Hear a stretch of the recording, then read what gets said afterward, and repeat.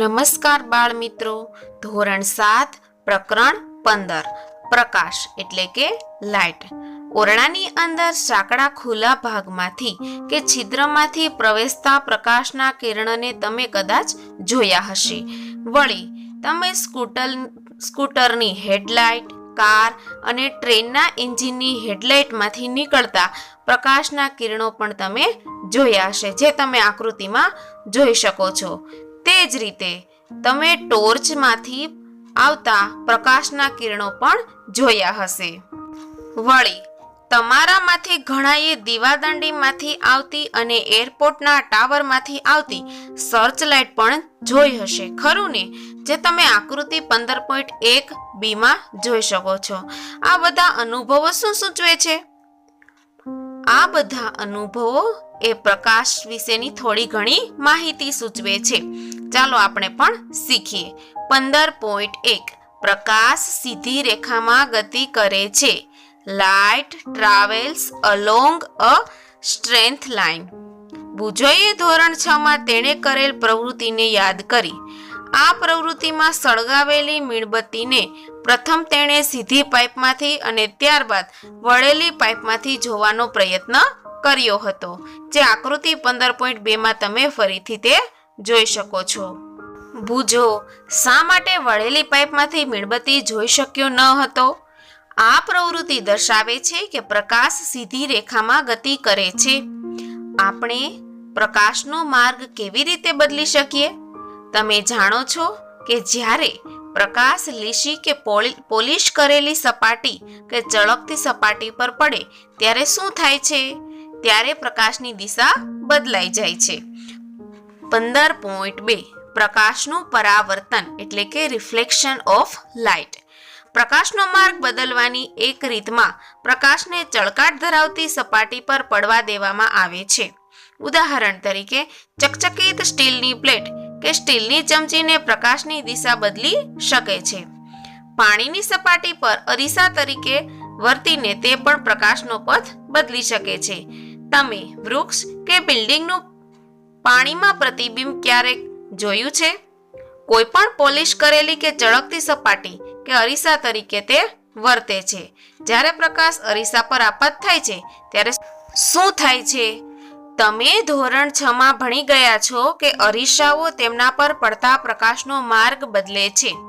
અરીસા વડે પ્રકાશની દિશા બદલાઈ જવાની આ ઘટનાને પ્રકાશનું પરાવર્તન કહે છે. એટલે કે ગમે તે જગ્યાએ લેમ્પ ચાલુ હોય તો તેની સામે તમે જો અરીસો રાખશો તો એ અરીસાને લીધે ફરીથી એ પ્રકાશનું પરાવર્તન થશે. એટલે આ પ્રક્રિયા છે એને પ્રકાશનું પરાવર્તન કહેવામાં આવે છે. અરીસા વડે ટોર્ચમાંથી આવતા પ્રકાશના માર્ગ બદલાઈ જવાની પ્રવૃત્તિ તમને યાદ છે ને? તો ચાલો આપણે તેના જેવી જ પ્રવૃત્તિ કરીએ. પ્રવૃત્તિ 15.1 એક ટોર્ચ લો. આકૃતિમાં દર્શાવ્યા મુજબ ટોર્ચને કાચને 3 સાંકડી સ્લીટ ધરાવતા ચાર્ટ પેપર પર ઢાંકી દો. લીસા લાકડાના બોર્ડ પર ચાર્ટ પેપરના ટુકડાને પાથરી દો. તેના પર સમતલ અરીસાની પટ્ટી ઊભી ગોઠવો. હવે ટોર્ચને ચાલુ કરીને ત્રણેય સ્લીટમાંથી આવતા પ્રકાશને અરીસા પર પડવા દો. ટોર્ચની એવી રીતે ગોઠવો કે જેથી સ્લીટમાંથી આવતો પ્રકાશ એ પાથરેલા ચાર્ટ પર પડે. પહેલીને પંચતંત્રની સિંહ તથા સસલાની વાર્તા યાદ આવી, જેમાં સસલાએ સિંહને પાણીમાં તેનું પ્રતિબિંબ બતાવીને મૂર્ખ બનાવ્યો હતો. એટલે કે તમે ધોરણ 3 કે 4 માં આ વાર્તા તમે ભણી ગયા છો. જે તમે આકૃતિ 15.5 માં પાણીમાં સિંહનું પ્રતિબિંબ જોઈને તે પાણીમાં પડી ગયો હતો અને સસલાએ આખા જંગલના બધા પ્રાણીઓને બચાવી લીધા હતા, જે તમે વાર્તા સાંભળી જશે. હવે અરીસાને એવી રીતે ગોઠવો કે જેથી ટોચમાંથી આવતો પ્રકાશ એ અરીસા પર કોઈ ખૂણો બનાવીને આપાત થાય, જે તમે આકૃતિ 15.5 માં જોઈ શકો છો. શું અરીસો તેના પર પડતા પ્રકાશની દિશા બદલે છે? હવે ટોર્ચને તેની સ્થિતિમાંથી સહેજ આજુબાજુ હલાવો. તેમને પરાવર્તિત પ્રકાશની દિશામાં કોઈ ફેરફાર જણાય છે ખરો? પરાવર્તિત પ્રકાશની દિશામાંથી અરીસા તરફ જુઓ. તમે અરીસામાં સ્લીટ દેખાય છે, આ સ્લીટનું પ્રતિબિંબ છે જે તમે અરીસામાં તમને દેખાઈ રહ્યું છે. આ પ્રવૃત્તિ તમે ઘરે પણ કરી શકો છો.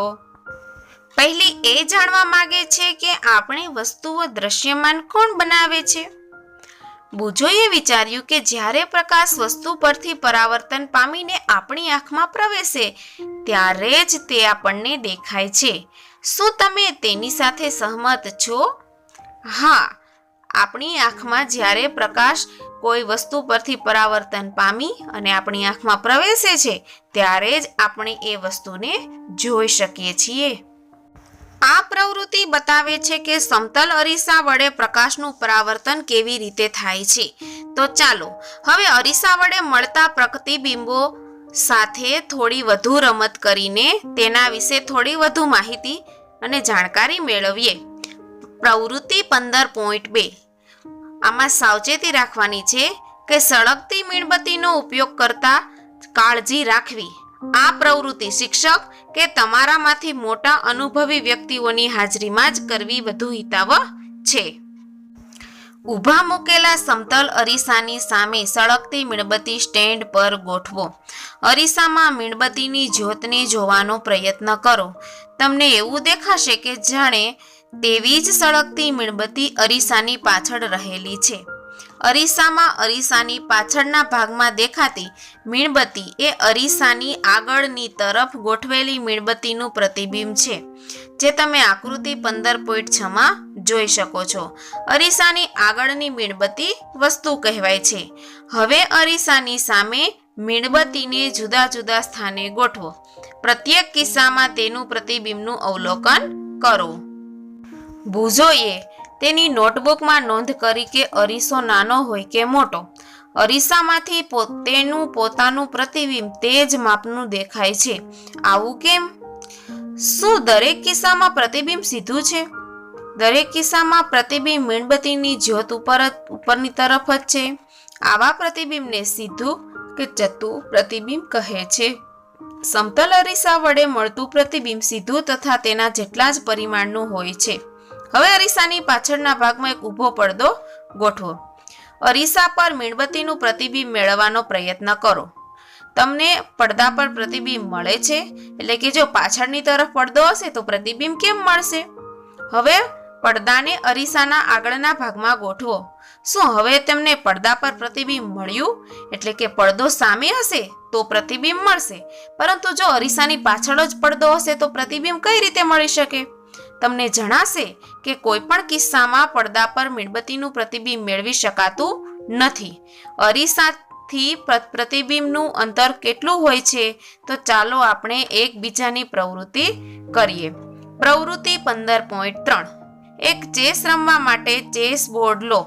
જો ચેસ બોર્ડ ન મળે તો ચાર્ટ પેપર પર 8 સેન્ટીમીટર ટુ 8 સેન્ટીમીટરના એમ 64 સમાન એવા સમચોરસની રચના ઊભી કે આડી લીટીઓ દોરીને કરો. ચાર્ટ પેપરની મધ્યમાં રહેલી લીટીને જાડી કરવા માટે તેના પર ફરીથી બીજા રંગની લીટી દોરો. આ જાડી લીટી પર સમતલ અરીસાને ઊભો ગોઠવો. હવે કંપાસ પેટીમાં રહેલા પેન્સિલ છોલવા માટેના સંચા કે શાર્પનરને અરીસાની ગણતરી કરવા માટે ત્રીજા ચોરસની ધાર પર ગોઠવો. અરીસામાં દેખાતા શાર્પનરનું પ્રતિબિંબ જુઓ. હવે શાર્પનરની અરીસાથી દૂર ચોથા ખાનાની ધાર પર ગોઠવીને તેના પ્રતિબિંબને જુઓ અને તમારા અવલોકનોની નોંધ કરો. તમને અરીસાથી વસ્તુ અંતર અને અરીસાથી પ્રતિબિંબ અંતર વચ્ચેનો સંબંધ મળ્યો?